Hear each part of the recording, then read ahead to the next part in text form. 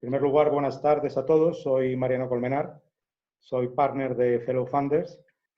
Quiero daros la bienvenida a todos a nuestro webcast Cerca de ti, que está organizando por Fellow Funders en colaboración con Deresa y Calvo Abogados. Hemos venido haciendo una serie de sesiones, yo diría más de carácter táctico para empresarios e inversores, debido al cúmulo de noticias que hemos ido recibiendo por parte del gobierno, decretos, medidas, etcétera. Hemos intentado ir dando la mano a nuestros inversores y a los promotores también. La sesión de hoy es una sesión muy especial. Tenemos el gusto de contar con Daniel Lacalle, economista de reconocido prestigio. Antes me gustaría hacer una muy breve reseña de quién es Fellow Funders, para quien no nos conozca. Fellow es una boutique financiera formada por expertos del sector financiero, banca de inversión, mercado de capitales, asesoría estratégica y capital privado. Nosotros financiamos proyectos de inversión a través de pools de capital privado de nuestros inversores y fundamentalmente lo hacemos a través de 3 canales o divisiones. Tenemos una plataforma, digamos, fintech de crowd investment, tenemos una parte de alternative assets y tenemos otra parte de capital markets. Todo ello muy bien apoyado por un servicio, digamos, de valoración algorítmica que la verdad es que nos completa bastante nuestro servicio. Como decía, hoy tenemos el gusto de contar con Daniel Lacalle. Daniel es una persona, como decía, de reconocido prestigio en el mundo económico y financiero. Es doctor en economía, es profesor de economía global y finanzas, es gestor de fondos y cogestiona el fondo Adriza Global. También es economista jefe de Tresis. Es miembro del Consejo Asesor de la Fundación Rafael del Pino. Es profesor del Instituto de Empresa, profesor del IEB y de la UNED. Y ha sido nombrado por Richtopia como uno de los 8 economistas más influyentes del mundo. Casi nada, Daniel. Oye, en primer lugar, ¿qué tal estás llevando esto? ¿Cómo te organizas? Me imagino que teletrabajarás bien, eres una persona digital. Sí, muchas gracias. Muchas gracias por invitarme a este evento y yo la verdad es que me manejo bien, ¿no? No me puedo quejar. Yo creo que soy de las personas más fácilmente digitalizables, pero bueno, en cuanto a salud y la familia, todos estupendamente. Espero que todos los que nos están viendo y los que nos están escuchando también, y tú también. Perfecto, oye, pues me alegro mucho. Mira, esta entrevista, la vamos a estructurar en torno a 5 grandes bloques, y después haremos una serie de preguntas express en las que también tendremos el gusto de dar participación a la audiencia. Yo creo que hacerlo un poquito más ameno, ¿verdad? Muy bien. A mí me gustaría empezar, Daniel,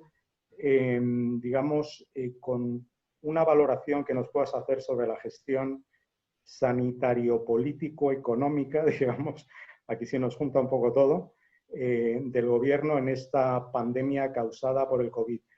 Da la sensación de que al final claramente es un problema global y da la sensación de que hay una caja de herramientas, tanto sanitarias como económicas, y las herramientas ahí están, ¿no?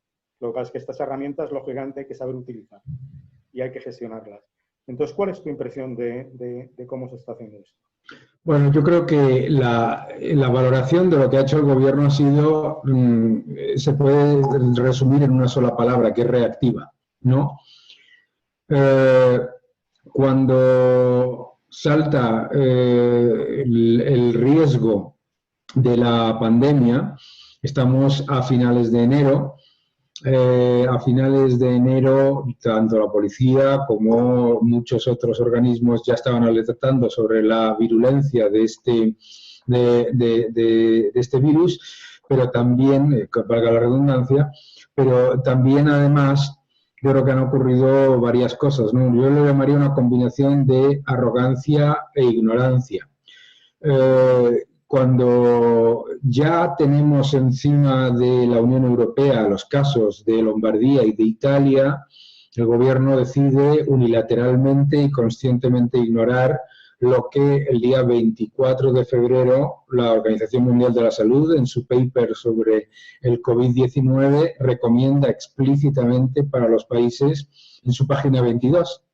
que es que toman medidas estrictas de distanciamiento y medidas estrictas de control y medidas radicales para evitar esto. El gobierno no toma ninguna de esas medidas y es importante también decirlo porque se está construyendo un relato de que nadie podía saberlo, medidas que toman inmediatamente Suiza, Austria y muchos otros países que están mucho más cerca de Italia y mucho mejor gestionadas. Pero además, el gobierno decidió conscientemente rechazar las ayudas de Singapur y de Corea del Sur, cuando Corea del Sur y Singapur, quiero recordar a los que nos están viendo, que en Corea del Sur ha habido menos de 300 fallecidos.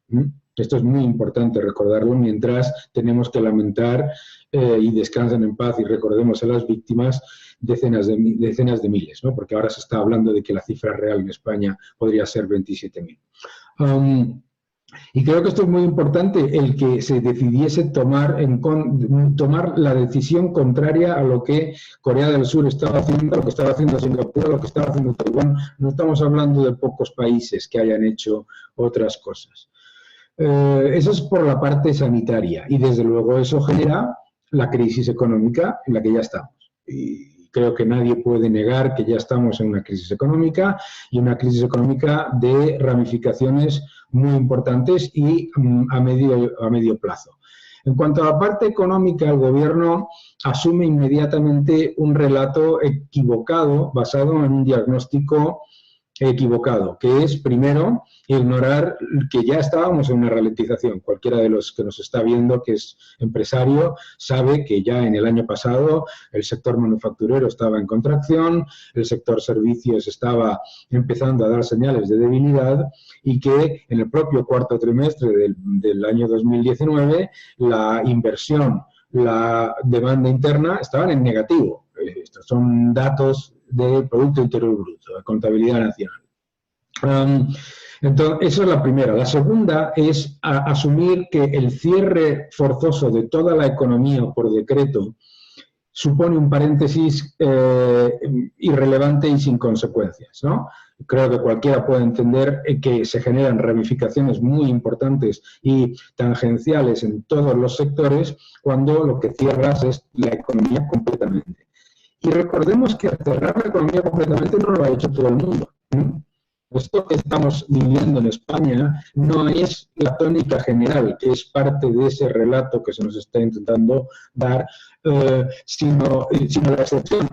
La inmensa mayoría de los países del mundo han tomado la decisión consciente de preservar el tejido productivo, a la vez que nórdicos en tantas ocasiones, aquí se ha olvidado rápidamente el ejemplo de los países nórdicos. Entonces, yo creo que es importante, se me oye, ¿no? Porque me dice que no se escucha bien el speaker. Sí, ¿no? Se oye, ¿vale? Yo creo que es importante. Vale, perdón.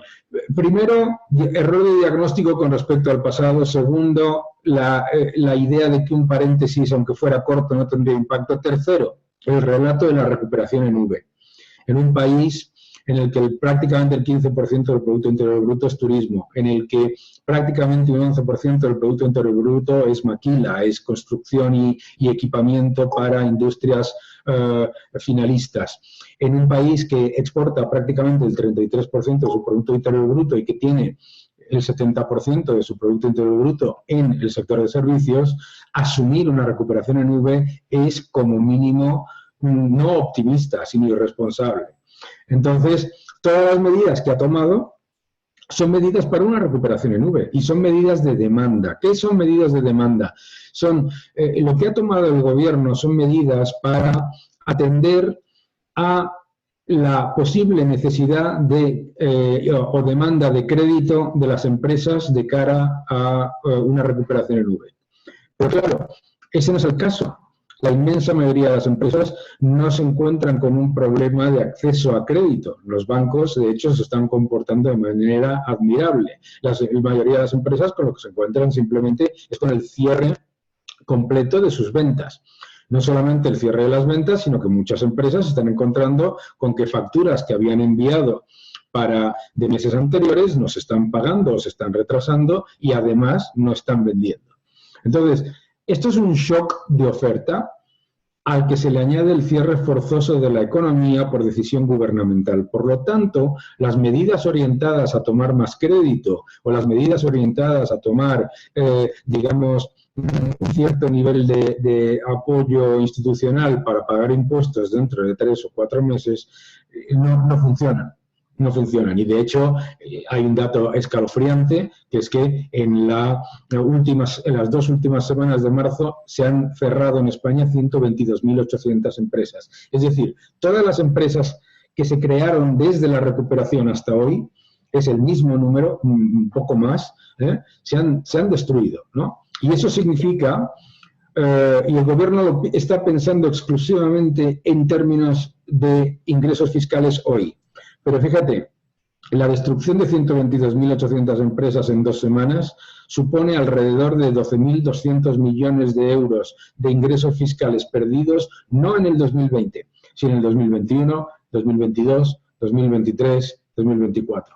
Y yo creo que esos son los grandes problemas, ¿no? La verdad es, como dices, es escalofriante. Has mencionado el caso de Corea, ¿no? Que es un caso, desde luego, a nivel de gestión sanitaria ha sido totalmente ejemplar.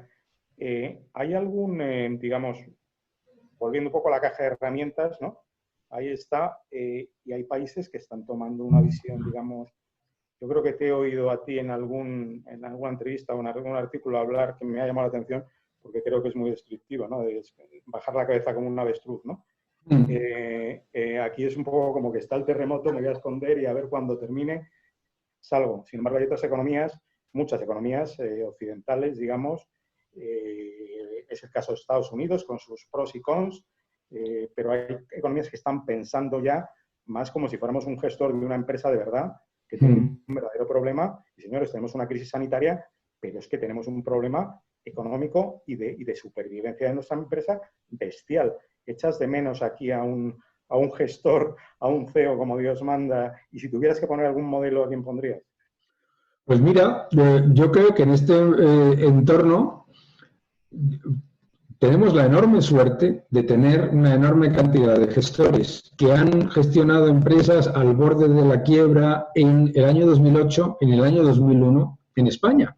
En España tenemos unos gestores de empresas que cuando yo vivía en Estados Unidos, me acuerdo de amigos míos que decían, estas empresas no van a existir dentro de 4 años, ¿no? Y ahí están todas. ¿Por qué? Porque han sabido gestionar la crisis latinoamericana, la crisis del 2008, porque han gestionado entornos mucho más difíciles. Yo creo que, ¿qué es lo que hace un gestor ante un shock de oferta y un cierre como el que nos encontramos? Que es, para que nos hagamos una idea, esto es como multiplicar el corralito de Argentina por 20, ¿de acuerdo? Pues, ¿qué es lo que hace? Lo primero, preservar la existencia de su empresa. Y por eso es tan importante tomar medidas. Lo primero que tendría que haber hecho el gobierno es tomar el presupuesto y decir, toda la parte del presupuesto que no son gastos absolutamente esenciales, tiene que reducirse para dejar el espacio a lo que voy a tener que gastar simplemente por lo que para un gestor, estoy haciendo comparación con una empresa, es morir por capital circulante, que se te disparan los costes fijos y mientras no tienes ingresos, ¿no? Reducir inmediatamente los gastos innecesarios para acomodar mayor gasto sanitario y mayor gasto por lo que vienen de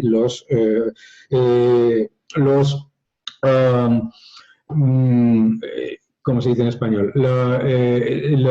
O sea, se van a disparar incuestionablemente los estabilizadores automáticos, disculpadme. Los estabilizadores automáticos que son el gasto del paro, etcétera, etcétera. Tú no puedes mantener administración de bonanza en una época en la que vas a entrar en crisis. Segundo, lo que tendría que haber hecho el gobierno es exonerar de impuestos a las empresas durante el periodo de crisis para acometer ese momento sin precedentes en el que la inmensa mayoría de empresas que estaban funcionando adecuadamente en el año 2019 se encuentran con 0 ventas. El tercer factor que tendría que haber hecho, en vez de acudir a lo de los avales, que nacen muertos, para que os hagáis una idea, se han habilitado, creo que son 6.000 millones en lo que llevamos de crisis, sobre los 100.000 anunciados. Eso ya te está demostrando que es una medida transitoria y un parche que no funciona. Lo que se tendría que haber dado serían líneas de liquidez sin recurso. Líneas de liquidez sin recurso, porque las empresas que están cayendo no son empresas que sean las que tengan acceso a crédito, sino son las que no funcionaban con crédito. Las que están cayendo son el pequeño negocio que tenía un alquiler, el local en alquiler, que tenía trabajando a lo mejor a 1 o 2 personas, ese tipo de empresas. Y el gobierno debería haber sido extremadamente transparente. Es el único gobierno de la Unión Europea que yo tenga en mente ahora mismo que no ha dado ni una sola cifra de estimación de caída del Producto Interior Bruto ni de déficit fiscal o de deuda, ninguna. Solo dice que hay mucha incertidumbre y que no se sabe y que no se sabe. ¿Cómo que no se sabe? Se sabe perfectamente.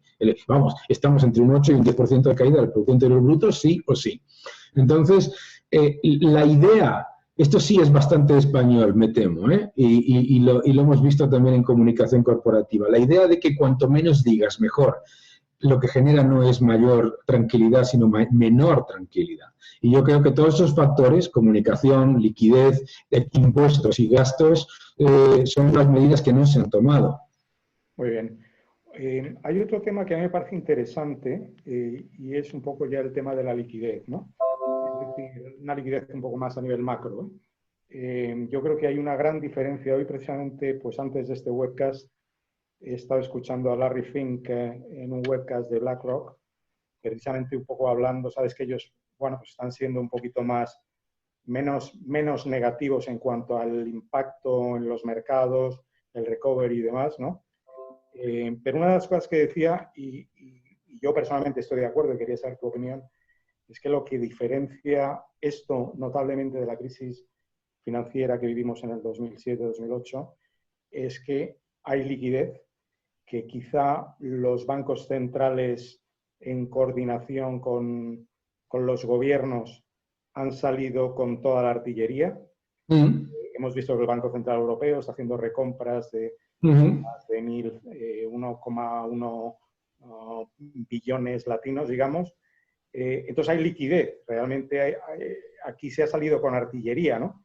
Luego, por otra parte, tenemos toda esta parte, digamos, ese sería el capítulo Banco Central, pero hemos visto como la Unión Europea, y ahí me gustaría también saber tu opinión, pues al final parece que ha pactado esto un poco descafeinado, esta ayuda que es importante en cuanto al monto, en que entraría el MEDE, que entraría el BEI, que entraría el fondo SURE para el desempleo, ¿no?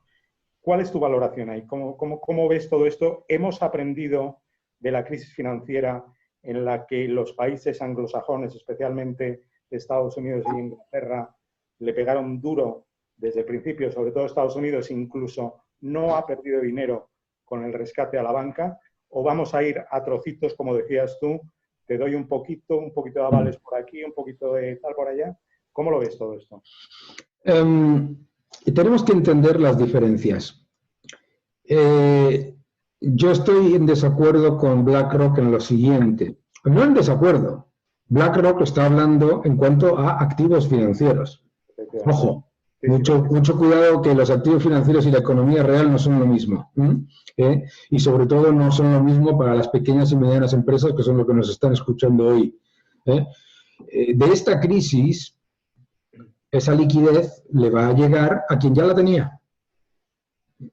Y que son, primero, los estados que ya se financiaban a tipos reales negativos y las megaempresas que ya se financiaban a tipos nominales y reales negativos, y a los estados. Esos no tienen ningún problema, pero es que no lo tenían tampoco. Veréis, esta crisis no es la crisis del 2008. La crisis del 2008 es que explota una burbuja, la burbuja inmobiliaria. La burbuja inmobiliaria genera un agujero en los activos de los bancos, por lo tanto, cierran el crédito al resto de la economía que sí estaba funcionando con cierta normalidad, y el cierre de crédito a la economía genera un shock de demanda, ¿de acuerdo? Bien, esto no tiene nada que ver con eso. ¿Vale?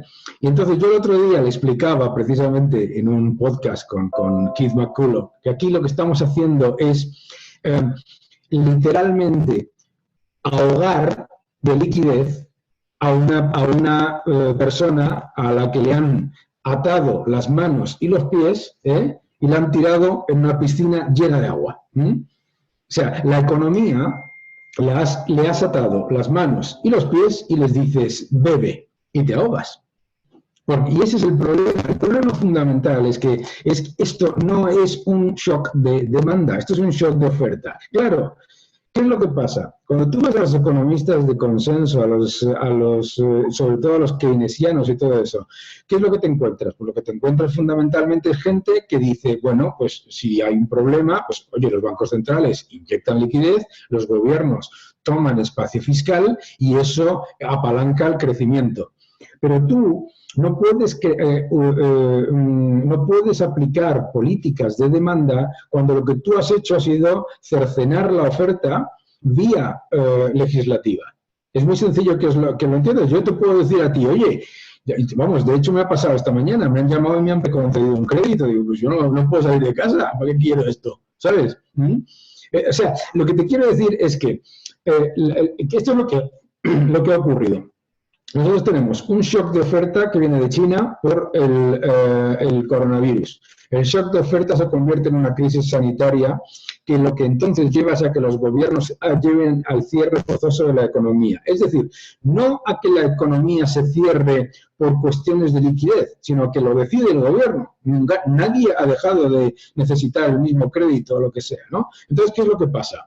Que entonces tú, ante ese factor, cierre de la economía por decisión forzosa del gobierno, decides aplicar las medidas de, como tú bien has dicho, de la crisis del 2008. Y dices, no, nosotros vamos a hacer como hicimos, que salió muy bien, vamos a meter trillones de dólares de liquidez para que estados que ya se financiaban con tipos reales negativos se sigan financiando con tipos reales negativos, efecto cero, y para que se financie gasto corriente con un enorme aumento del endeudamiento. ¿De acuerdo? Entonces, ¿qué es lo que estás haciendo? El equivalente a que tú tengas un caballo de carreras, le ates las patas, le pongas una piscina llena de agua y al lado un montón de forraje y le digas, come. Claro, no puede. Se intentará arrastrarse, que es lo que estamos haciendo todos, pero no puede. Y entonces el problema es que tú no solucionas un shock de oferta por cierre forzoso de la economía con políticas de demanda, porque toda la demanda que intentas estimular, la poca que puedas estimular, no le va a acompañar la oferta. Y lo que vas a hacer va a ser, la demanda que vas a estimular es la que ya estaba sobreestimulada, que es generar mayor sobrecapacidad, y la que estás ahogando, esa muere, como te decía, como el ejemplo del caballo, porque le has atado las patas y le has puesto enfrente una piscina de agua y un enorme de forraje al que no puede llegar. Sí, realmente es un poco volver a la primera cuestión que hablábamos de cómo gestionas esto. Y primero solucionar el problema y luego ver cuántos recursos necesita el problema. Pero es verdad que es como que estás tirando dinero un poco a las puertas, tirado, digamos, en el sentido un poco de distribuido, quiero decir. Luego hay otro problema, y perdona que te interrumpa, hay otro problema y ya lo veréis, los que me estáis escuchando. ¿Qué es lo que hacen las políticas de demanda? Inflan los activos de riesgo. ¿Quién se cree, con todos mis respetos, que hoy, con la situación que tenemos en España, nos íbamos a financiar el bono a 10 años a 0,8%? Nadie, ¿verdad? Bien. Entonces, ¿qué es lo que ocurre? Que se genera una enorme y desproporcionada desigualdad financiera. ¿De acuerdo? Tú tienes, por un lado, unas empresas que están muriendo por capital circulante, mientras tienes otros que se están financiando a tipos negativos. Eso inevitablemente nos lleva a un escenario deflacionista, porque se está endeudando los sectores que funcionan simplemente para mantener gasto corriente y se está destruyendo vía capital circulante a todos los sectores productivos. No a todos, pero a la inmensa mayoría. Sí, has mencionado antes, y esto es otra cosa que tenemos interés un poco en ver cuál es tu opinión. Has mencionado el sector financiero, en este caso la banca tradicional. que bueno, pues hoy están intentando poner toda la carne en el asador, la historia lo dirá. Yo creo que también un poco aquí lo que estábamos diciendo en algún webcast es que también es un poco la ocasión para purgar un poco los pecados del pasado, o por lo menos cómo, digamos, ciertos sectores sociales, ¿no? Los han visto, incluso se ha hecho cierta demagogia un poco de cuál fue el papel de la banca y un poco como tildándoles de culpables y los rescates y demás, ¿no? A mí hay una cosa que me inquieta de todo esto y perdona, pero vuelvo a hablar del tema de la liquidez, y es que al final es como que tú estás inyectando dinero en el tejido empresarial y lo estás haciendo con un intermediario, a través de un intermediario que tiene stakeholders, ¿no? Es decir, estoy de acuerdo que muchos de esos créditos van avalados al 80%, pero la banca, incluso por exigencias del Banco de España, tiene que otorgar créditos en base a unas pérdidas esperadas, a un calendario que parece que se ha prorrogado, etcétera, ¿no? Entonces, eso sería una pregunta doble. En primer lugar, ¿cuál es tu visión de este modelo? Sé que en Estados Unidos se ha hecho un mix, incluso se ha creado un vehículo que recomprará créditos de la banca y que a mí personalmente me parece bastante interesante. Eso por una parte, o sea, un poco el papel de la banca aquí.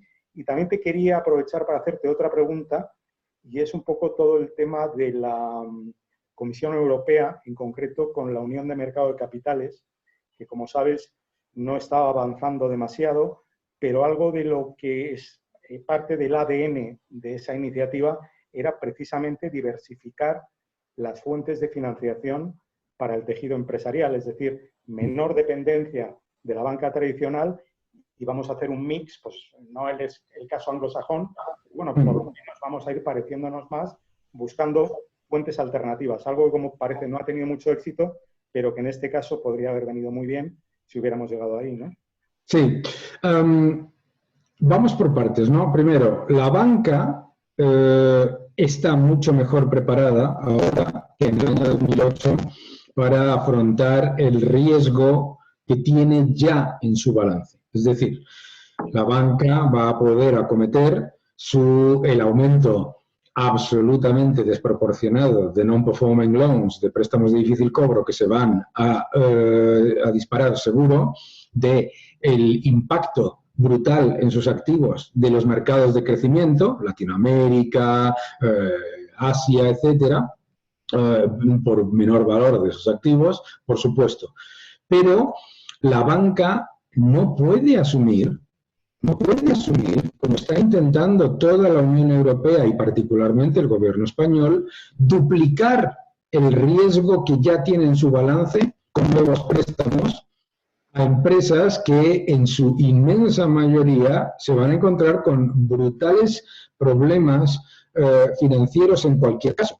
Es decir, tú no puedes añadirle ahora mismo 150.000 millones de riesgo al balance de la banca, que es lo que está intentando hacerse, vía avales. Entre otras cosas, porque cualquiera de los que nos está viendo sabe que un aval no significa que tú no pagues o que tú no tengas riesgos. Si yo pido una hipoteca y me la avalan mis padres, eso no significa A, que no tenga que pagar mi hipoteca, B, que si pierdo mi trabajo, esa hipoteca no entre en préstamo de difícil cobro, y C, tampoco significa que la vayan a pagar mis padres, tú lo acabas de decir, no cubre nada más que el 80%, y ojo, no cubre nada más que el 80% según lo considere el propio Instituto de Crédito Oficial y el Estado, no según lo considere el análisis de riesgo de la banca. Por lo tanto, aquí se está intentando traspasar todo el coste de la recuperación, no de la recuperación,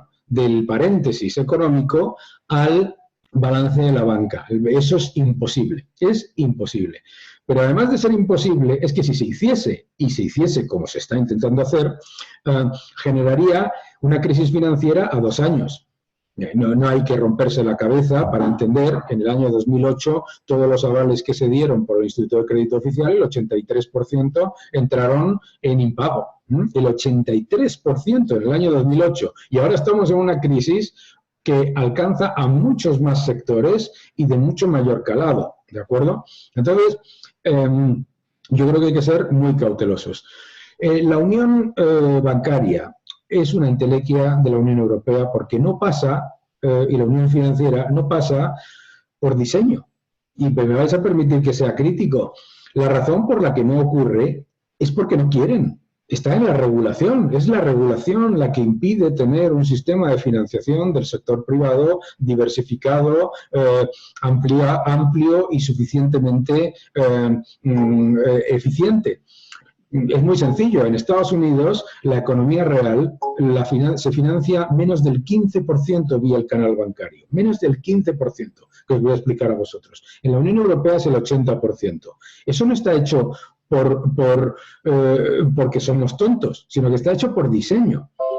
Porque el regulador y los gobiernos europeos consideran que tiene tanto riesgo la financiación privada que es mejor que dependa todo de los bancos y que por lo tanto, y además porque los gobiernos no quieren uniones bancarias, entre otras cosas, porque utilizan a los bancos como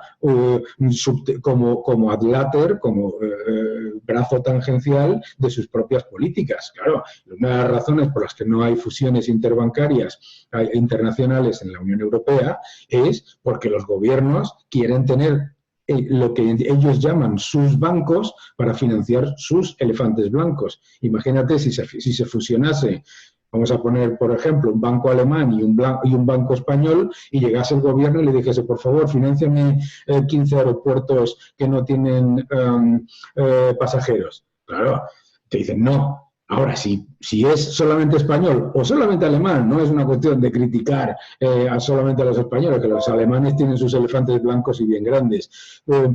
Entonces ya puede ser amistad, cercanía, tal, es otra cosa. Pero eso es un problema en toda la Unión Europea. Entonces, no va a ocurrir. Me lo pueden decir constantemente, me lo dicen constantemente. No, se están haciendo esfuerzos para mejorar el canal de transmisión de la política monetaria vía financiación no bancaria, bla, bla, bla, bla, bla. Sí, whatever, not happening. La verdad es que yo creo que es una lacra, porque además estas cosas luego te das cuenta. No, pero perdóname, Mariano, no es una lacra, es un diseño de modelo de sociedad. Los japoneses tienen el mismo. No es una cuestión de que seamos tontos los europeos, esto es muy importante que lo entendamos. Es otra manera de entender la sociedad. Los norteamericanos entienden que una pyme no se puede financiar vía el canal bancario. Nadie se le ocurre ir al banco a pedir un préstamo para montar una pequeña empresa en Norteamérica. Nadie. Los europeos funcionamos de otra manera y los japoneses también. Por eso te decía, ¿no? Sí, no, la verdad es que, pero volviendo a ese tema, yo creo que con independencia de que el sistema esté montado de una manera u otra, yo creo que progresivamente debemos tender a un modelo menos dependiente de la... Ojalá. Yo estoy totalmente de acuerdo, claro. No podía ser nada más que positivo. Eso hay que planificarlo y de hecho, tiene algo que ver con mi siguiente pregunta, ¿no?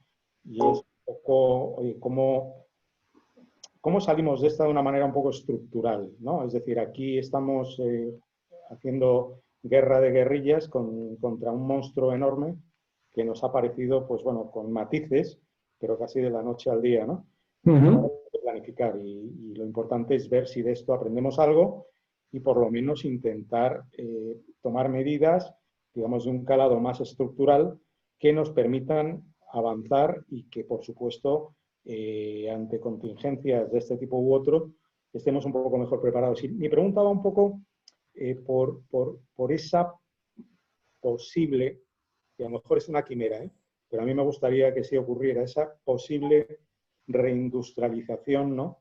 De las economías, ¿no? En este caso de la economía europea, sería más de la española en concreto, ¿no?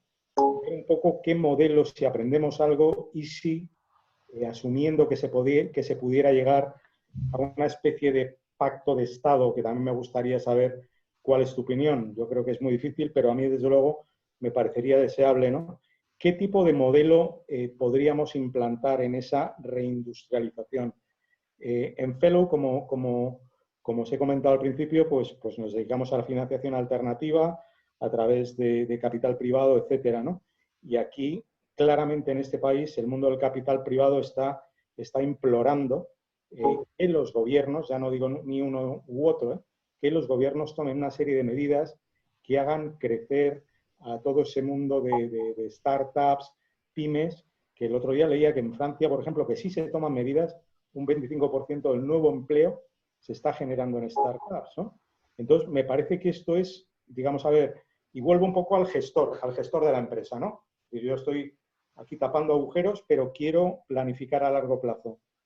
¿Qué modelo te parecería correcto? Y si crees que estos apuntes que te he dado yo, sobre todo de las pymes más pequeñas en proceso de lanzamiento, startups y demás, van a ser tratadas más al nivel de lo que pueda ser el Reino Unido, Francia u otras economías. Es una pregunta interesante y complicada. Sobre todo es complicada por el concepto de qué es reindustrialización y qué es lo que cada uno de las personas tiene en su mente cuando escuchas reindustrialización. La inmensa mayoría de la gente, y sobre todo los políticos, cuando escuchan reindustrialización, piensan en fábricas haciendo cosas.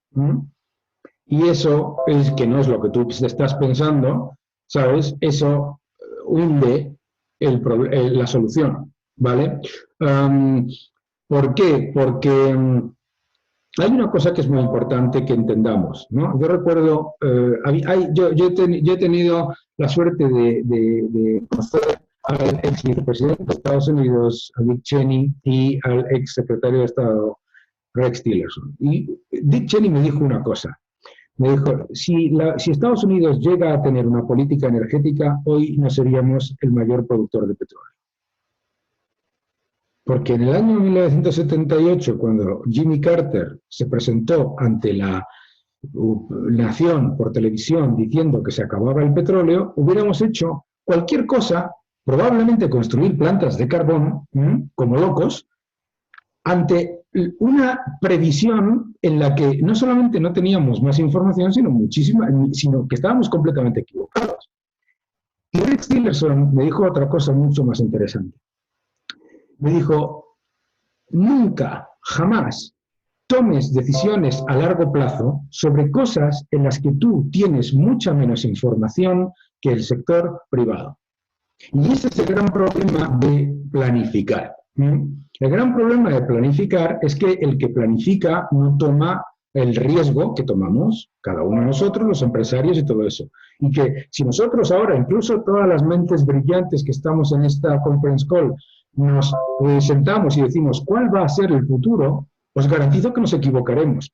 Si nosotros nos hubiéramos sentado en el año 2001 y hubiéramos, cuando estaba incipiente una empresa que se llamaba Inditex, y nos hubieran preguntado cuáles hubieran sido las empresas líderes en el futuro, pues a lo mejor hubiéramos dicho Repsol en vez de Inditex, ¿no? O al revés, no lo sé.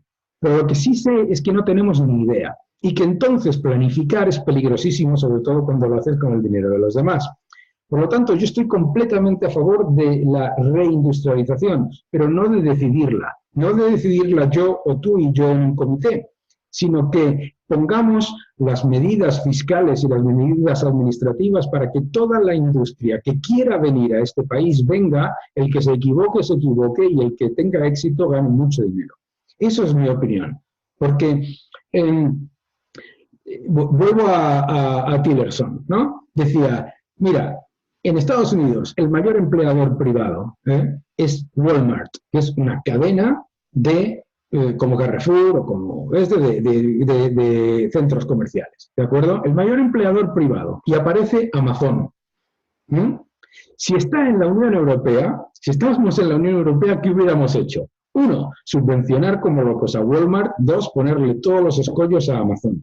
¿Qué es lo que hizo Estados Unidos? Nada. ¿Qué es lo bueno de no hacer nada? Que hoy Walmart es más fuerte que nunca y que hoy Amazon es más fuerte que nunca. Esa es la diferencia. Bien, pues yo lo que quiero es que se tome la política Amazon-Walmart. Por supuesto que con esa política, es decir, la menos política y menos planificación, ¿qué es lo que pasa?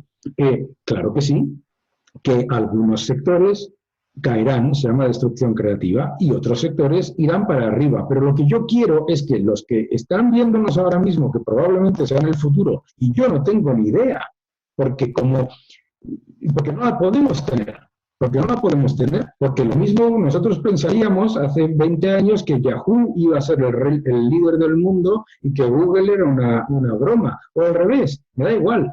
No tenemos la bola mágica, pero todavía peor que tener la bola mágica es pensar que la tienes con el dinero de los demás. Por lo tanto, es muy difícil que en la Unión Europea se haga eso. ¿Por qué? Porque el modelo de la Unión Europea, que no tiene nada, es un hecho, no pasa nada. Es un modelo dirigista, es un modelo más típico, además parecido al japonés, de grandes conglomerados industriales que luego, con keiretsus, que luego los zaibatsus salen por detrás y generan, digamos, el crecimiento de la productividad. Bueno, pues ese es nuestro modelo. No vamos a hacer mucho más. A mí Francia no me parece que sea un buen ejemplo, ¿no? Con todos mis respetos. Francia es el ejemplo para mí contrario de lo que deberíamos hacer. Tiene el 22,5% de la fuerza laboral en el sector público y te quiero contar, ¿sabes? Entonces, la parte de startups y tal. Sí, pero que esas cosas son muy tangenciales. O sea, es un país, a ver, es un país maravilloso, tiene cosas maravillosas como tantos, pero quiero decirte que las startups, el problema de las startups en la Unión Europea es el siguiente.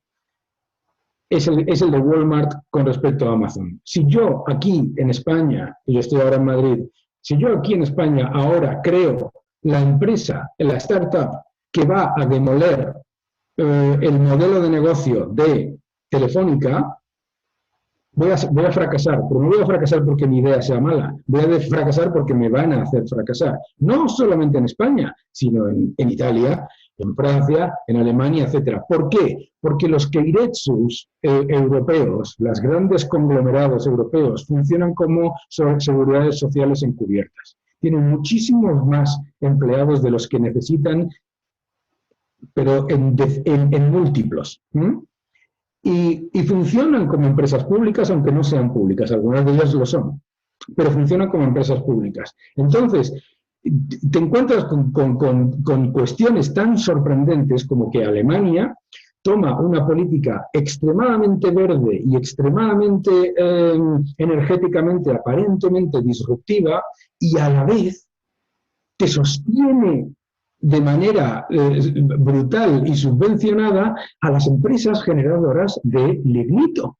A las empresas, ¿por qué? Porque son seguridades sociales encubiertas. Entonces, vuelvo al tema de lo que hablábamos antes. No es una cuestión, es una cuestión de cómo somos. La sociedad europea, las sociedades europeas están formadas de arriba a abajo.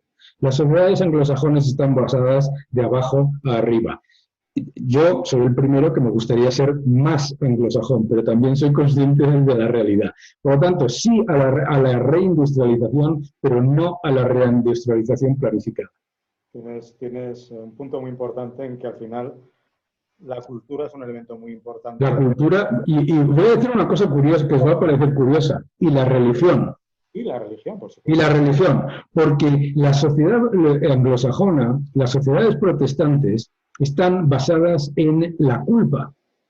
Y las sociedades cristianas, yo soy católico y practicante, están basadas en el perdón. Gran diferencia, gran diferencia. Cuando una sociedad está sustentada sobre la pena y la capitalidad de la pena y otra está sustentada sobre el perdón como cultura, es otra forma de hacer las cosas. Nada negativo, no, simplemente decir que es distinto.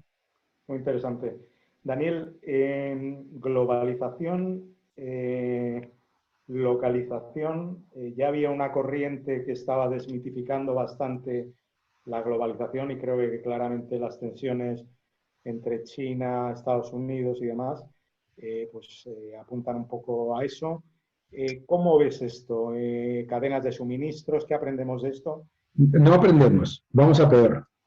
Mira, lo primero que estamos viendo ya ocurrir es que se le ocurre a un país que está perdiendo población y envejeciendo esa población, como es Japón, con un enorme nivel de endeudamiento y décadas de estancamiento, que es lo primero que se le ha ocurrido, subvencionar a sus empresas para que se deslocalicen de China para volver a Japón. O sea, la muerte. El avance del proteccionismo, desafortunadamente, va a ser imparable. ¿Por qué? Porque ante el miedo es relativamente atractivo. Y parece relativamente interesante hasta que la gente lo dice, ¿no? A mí el otro día en una televisión me decían, bueno, pero proteger nuestras industrias y no depender de los demás. Y le digo, ¿a quién le vas a exportar?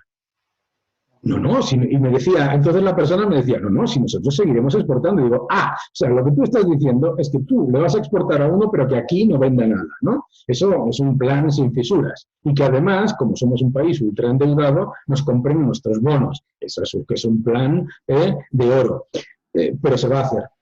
Eso es lo que me temo yo, ¿no? O sea, el aumento del intervencionismo y del proteccionismo, me temo que va a ser clarísimo. Y por eso nos vamos a un escenario que va a pasar, en mi opinión, creo, y ojalá me equivoque, de un escenario de deflación muy evidente, por toda esa enorme liquidez que hablábamos antes, dedicada a gasto corriente, a un escenario de esta inflación. Interesante. Oye, vamos a, si quieres, ponerte un poco tu gorro de portfolio manager y un poco hablar muy por encima de los mercados, ¿no? Hemos estado hablando de BlackRock, que bueno, tiene una visión desde el punto de vista de mercados y activos financieros, pues un poquito más, menos, digamos, caótica que la media. Luego también hay un tema interesante y quizás eso también tiene que ver con BlackRock, que parece que se ha subido a este carro, a mi juicio, un poquito más tarde que otros, que tiene que ver con todo el tema del ESG, inversión de impacto, con lo cual en Fellow Funders nos encontramos o nos posicionamos muy a favor, ¿no? ¿Crees que, en primer lugar, cuál es un poco tu visión? Ya sé que no tienes, no es ponerte en un compromiso, pero simplemente tendencias, activos financieros, fundamentalmente hablemos, si quieres, de equities, Estados Unidos, Europa. Sí. O sea, yo hablo siempre de que para mí hay tres tendencias a largo plazo que merece la pena jugar a largo plazo. La primera es la tecnología. Estamos precisamente ahora entendiendo por qué vale más Netflix que una refinería. Y precisamente en este entorno, ¿no? La tecnología, sobre todo las tecnologías disruptivas, es una, y cuanto más orientadas a inteligencia artificial y a la parte upstream de la tecnología, mejor. La segunda tendencia es todo lo que tiene que ver con la sostenibilidad y el gobierno corporativo, todo el ESG, el Socially Responsible Investment. Para mí esto es esencial, pero no porque sea una tendencia o una moda, sino porque es que es imparable, ¿no? Y es imparable y es positivo y además me parece que está funcionando muy bien, genera menos volatilidad y además las mismas rentabilidades, si no mejores, que las estas.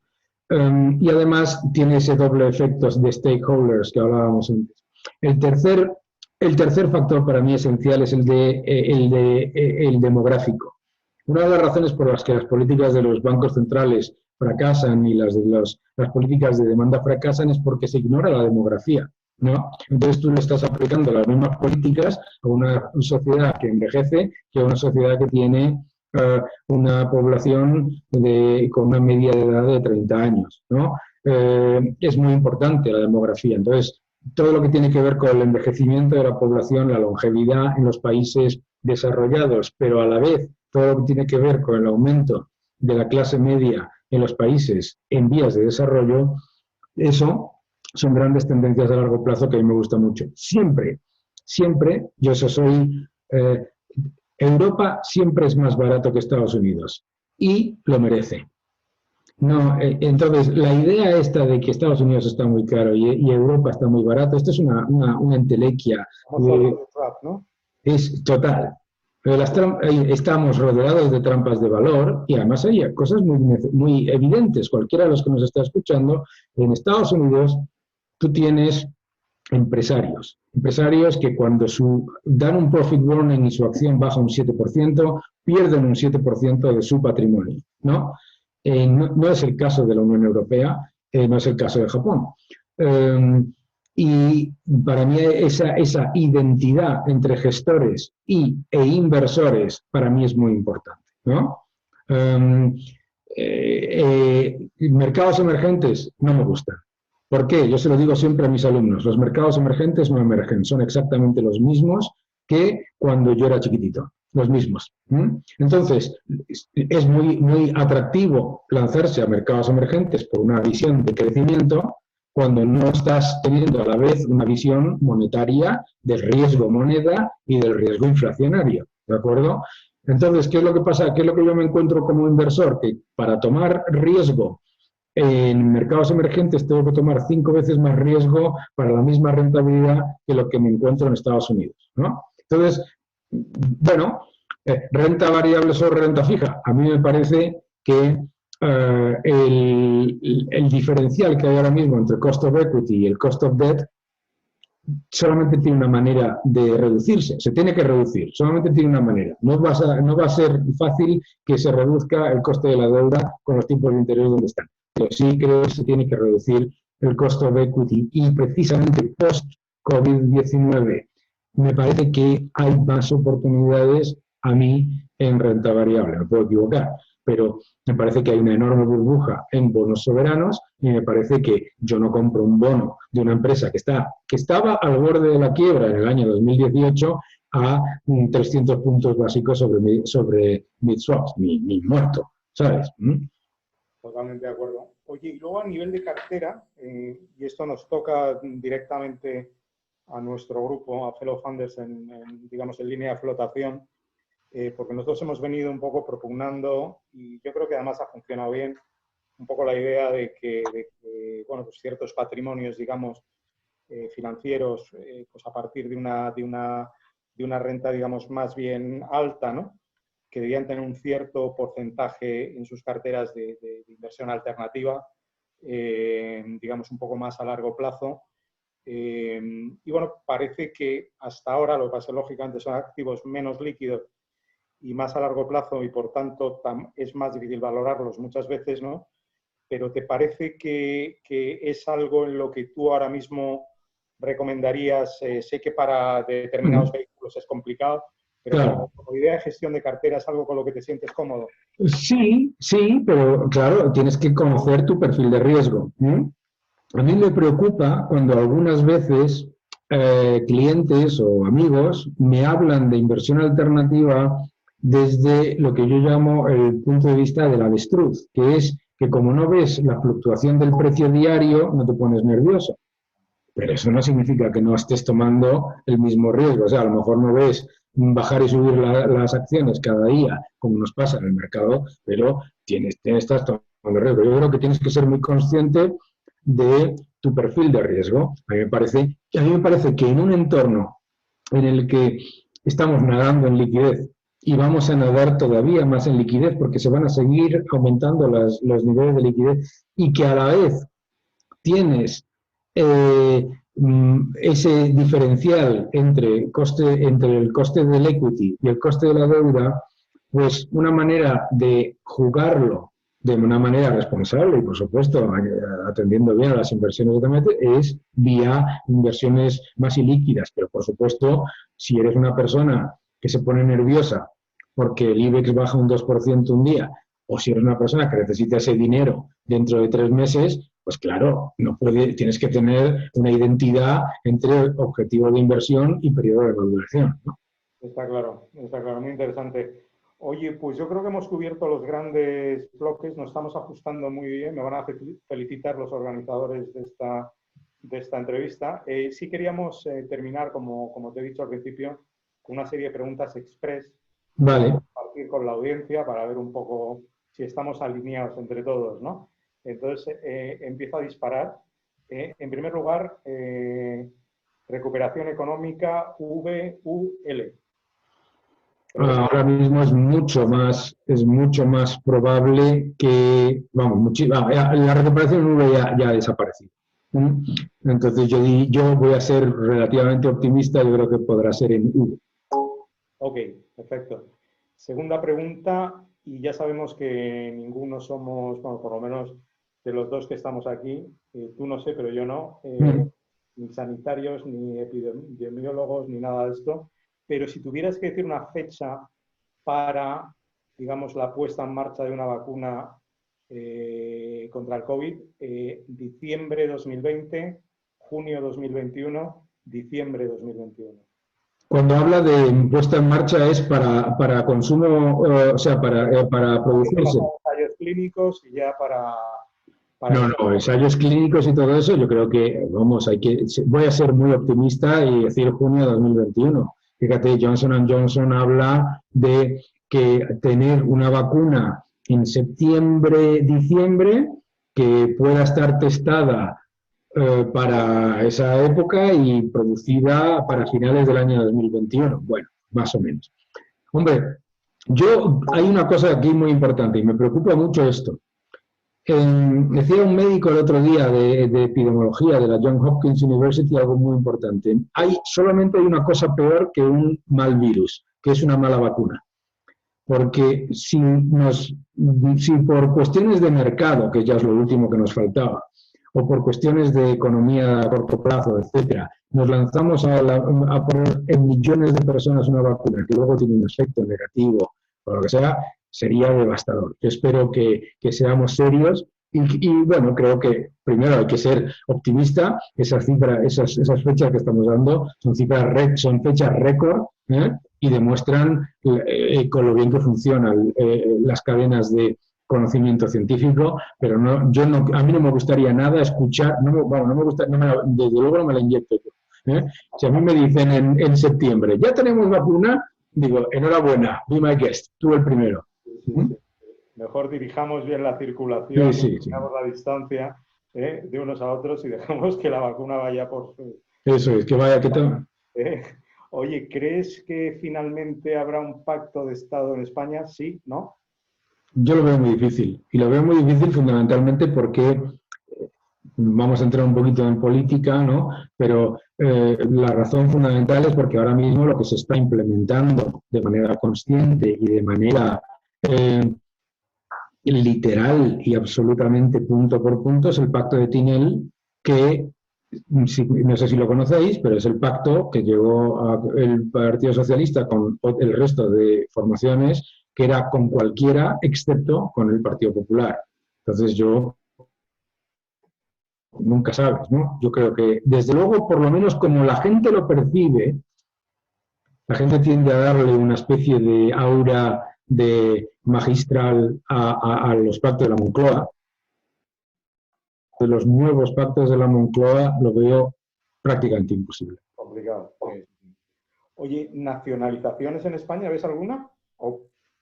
Muy difícil también, muy difícil. Muy difícil por una sencilla razón. Los que hablan de nacionalizaciones son muy poco conscientes de la fortaleza de nuestras propias instituciones, ¿no? La utilización torticera del artículo 128, no me acuerdo ahora mismo, creo que era el 123, no me acuerdo, el de Pablo Iglesias, no es lo mismo que la riqueza de un país esté subordinada, estoy citando, que la riqueza de un país esté subordinada al interés general, a que esté supeditada al interés gubernamental. Las palabras son muy importantes. Mi riqueza está subordinada al interés de mi familia, pero no está supeditada al interés de mis hijos. Esto es muy importante porque la Constitución reconoce la propiedad privada y, sobre todo, y ahí está la clave, el derecho a una remuneración y a una compensación por cualquier tipo de expropiación. Entonces, un Estado que va a entrar, un Estado que tiene 6 meses de liquidez, porque eso es lo que tiene, no tiene capacidad ni de plantearse de nacionalizaciones.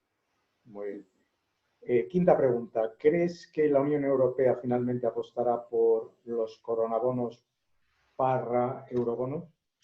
Primero, en España hemos hecho una cosa inaudita e irresponsable, que es apropiarnos del término coronabono para que se entienda como la mutualización de todo el gasto que yo me quiera gastar sin ningún tipo de condicionalidad. Entonces, la Unión Europea tiene muchísimos mecanismos de solidaridad, como se ha demostrado en el Eurogrupo, y, por supuesto, solidaridad con responsabilidad. Solidaridad sin responsabilidad no existe. Entonces, los coronabonos, como nos los quieren vender, o como nos los quieren y no es que ellos no sean conscientes de que son imposibles, el que lo son, es que lo que están intentando es reeditar el argumentario de los malvados alemanes que no nos quieren ayudar. Esto es lo malo de todo esto, ¿no? Pero bueno, eso es una estrategia política y desde mi punto de vista una estrategia completamente miope. Pero ¿habrá mecanismos de mutualización con condicionalidad? Sí, yo creo que los ESBs probablemente se implementen de manera limitada, pero vamos, que no son la panacea de nada. No tiene ningún tipo de... que nadie piense que los coronabonos, los eurobonos, los ESBs son donaciones. No, eso es tomar un préstamo igual que cualquier otro. Estoy de acuerdo contigo, aunque nos acordamos de Santa Rita cuando truena, ¿no?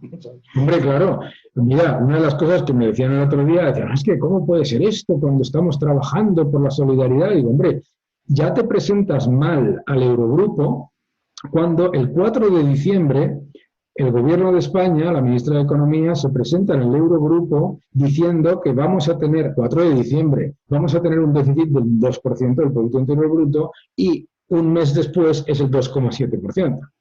Entonces, tenemos también que ser conscientes de que no podemos exigir que la gente se fíe de nosotros, porque yo por ejemplo, lo decía el otro día en un programa, yo si quiero que salgan adelante los coronabonos, sería yo, el Estado español, el que propondría la condicionalidad. ¿Por qué?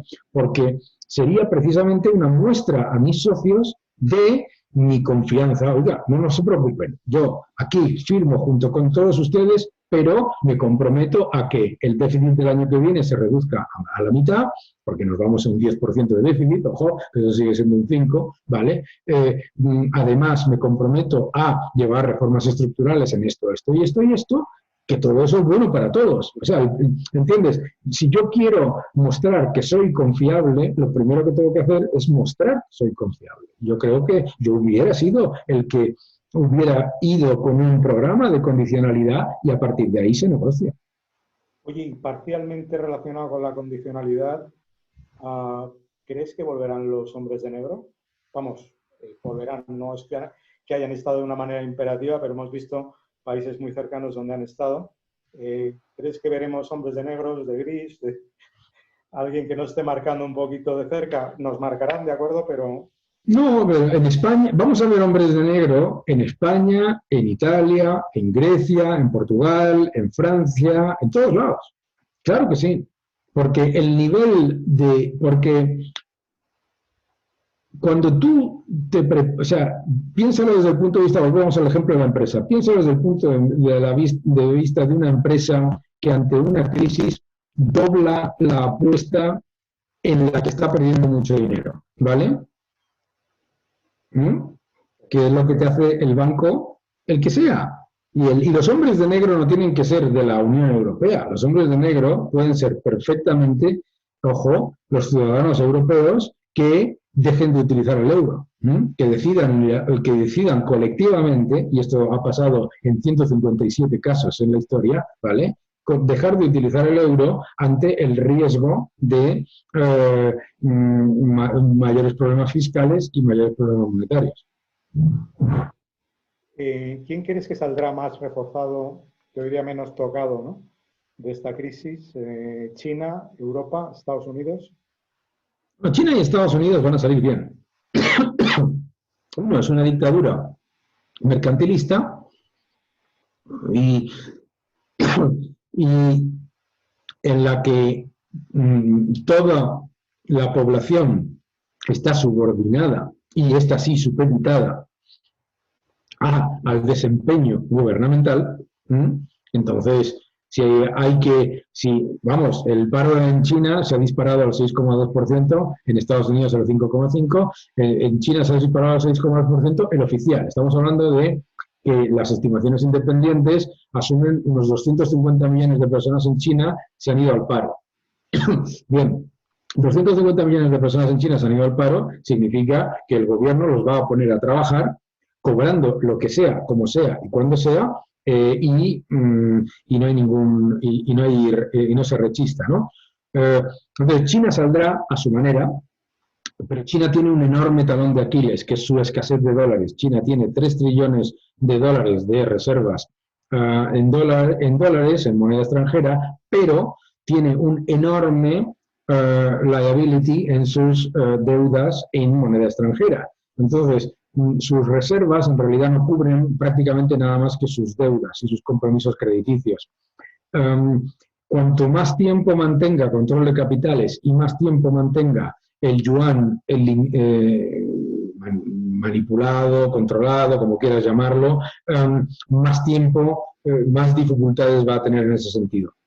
Estados Unidos va a salir con un enorme déficit y con un enorme endeudamiento. Por lo tanto, o sale creciendo mucho más y con mucha mayor fortaleza en cuanto a su seguridad jurídica y su seguridad inversora, o se mete en un problema grande. De ahí que haya habido una reacción tan positiva de los mercados ante que el candidato demócrata sea Joe Biden en vez de Bernie Sanders. Porque si a un problema fiscal y monetario que ya estás generando le añades destruir la seguridad jurídica y la seguridad inversora, entonces te metes en un problema real. Yo creo que las dos potencias van a salir fortalecidas. La Unión Europea, desafortunadamente, va a seguir, no debilitada, sino lo que es la Unión Europea. Crecimiento pobre y endeudado, y los países emergentes van a ser los que más negativamente afectados van a ser. Ok. ¿Cómo ves, lo hemos hablado un poquito por encima, pero 1, 2, 3, ¿cómo ves a la banca española en esta crisis? ¿Héroes, neutrales, villanos? La banca se va a comportar bien, y muy bien. Primero porque yo niego a la mayor que la banca se portase mal en la crisis anterior. Esa idea de que la banca malvada no quería prestar y no sé cuántos es un relato construido, por lo tanto, pero se le va a utilizar de chivo expiatorio, seguro. Y ya para terminar, antes de la pregunta trampa, ¿crees que podré mandar a mi hija al campamento en julio? Uy. No sabes, no contestas. No, bueno, yo en julio, yo no sé lo que va a hacer el gobierno, pero yo me voy de vacaciones. No, estoy de broma. Creo que vas a poder mandarlo al campamento. Me temo que el campamento no va a abrir. Es un buen punto, seguramente. Pues muy bien, Daniel, te hacemos una última pregunta. Sabemos que te gusta, que eres aficionado a la música. Si tuvieras que elegir una canción para llevar contigo así un poco de cabecera, digamos, ¿no? Y sobrellevar, digamos, el post-COVID o por lo menos el post-confinamiento de la mejor manera posible, ¿cuál elegirías? Uf, pues mira, como va a ser largo, vamos a elegir una canción larga y complicada, ¿vale? Close to the Edge de Yes, ¿vale? Es una canción larga, no es una canción, es un tema, ¿vale? Y es cerca del precipicio, ¿no? Dice la canción, bueno, no, dice la canción, no tiene coro, eran otras épocas aquellas, pero bueno, close to the edge, down by the river, o sea, al borde del precipicio, cerca del río. Que no estamos tan mal, que saldremos de esta.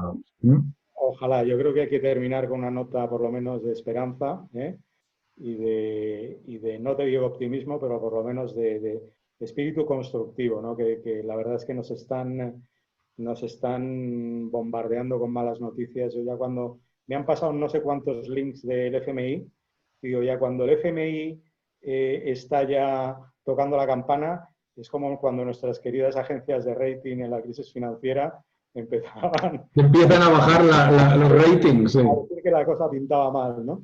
O sea que, oye, vamos a esperar unos segundos, porque me gustaría ver un poco estas preguntas, cómo ha contestado la audiencia, si no te importa, Daniel. Yo creo que lo tenemos aquí ya.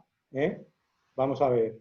Yo creo que tú no lo puedes ver, pero yo te... Sí, lo estoy viendo, sí, sí. haciendo? Qué bien. Pues mira, ¿cómo crees que será la curva de la recuperación económica? Forma de U, un 70%, ¿eh? Yo creo que estamos ahí bastante alineados. ¿Cuándo crees que estará lista una vacuna contra el COVID? Joder, julio 2021. Pues también parece que la gente en un 55% ahí no hay tanta seguridad. ¿Crees que finalmente habrá un pacto de Estado? Pero bueno, la gente... no, es que no. Es un 75% que no. O sea que yo creo que, como dicen por ahí, no way. ¿Crees que habrá nacionalizaciones en España? 65% no.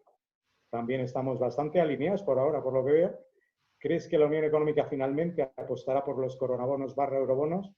68% no.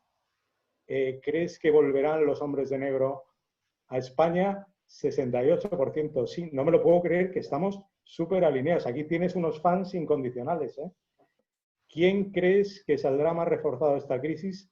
China, en un 60%. Y el segundo, lo que está claro es que Europa está totalmente fuera del radar. Pues mira, ojalá no sea así. Y el que haya dicho ese 1%, pues aquí gane la quiniela. ¿Cómo ves la banca española en esta crisis? Neutrales. Yo creo que es un poco... Tú te has quedado entre héroes y neutrales, pero más neutral, lógicamente, porque la banca al final tampoco puede ir aquí tirando el dinero, porque como hemos dicho, también tiene que cuidar al resto de sus stakeholders, accionistas y demás, ¿no?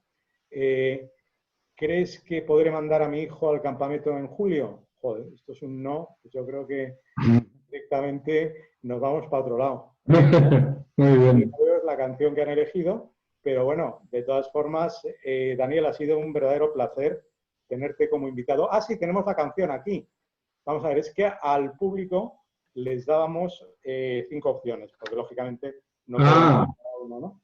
Entonces te voy a decir, mira, tú que te sabes además todos estos grupos y demás, yo me sé casi todos también.